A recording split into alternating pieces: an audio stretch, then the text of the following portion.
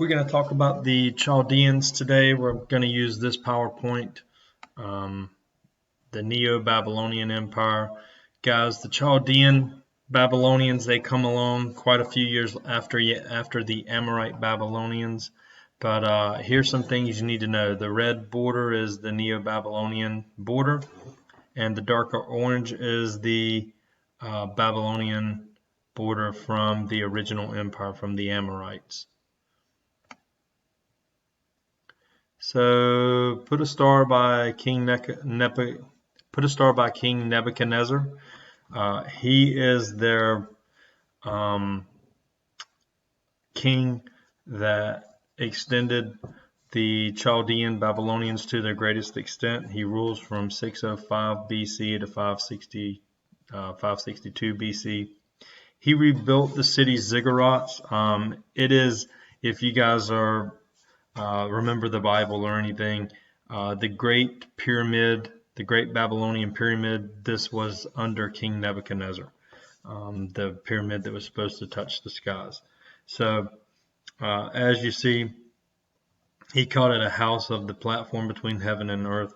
Neo-Babylonians were skilled mathematicians. They studied astronomy. They studied astronomy. They also come up with, it's not in here, but it also developed astrology. A lot of insight into that study. Neo-Babylonians made discoveries that led us to the 60-minute hour, 7 days a week. The Neo-Babylonians also, and actually it was Nebuchadnezzar, they created one of the 7 ancient wonders of the world, the Hanging Gardens. And he actually did it for his wife. He actually built them for his wife. So here's some of the rulers you can look at there. Like I said, Nebuchadnezzar, number 3, is the one you need to know. The downfall of the Neo-Babylonians, here it is. They were conquered by the Persians, King Cyrus and the Persians.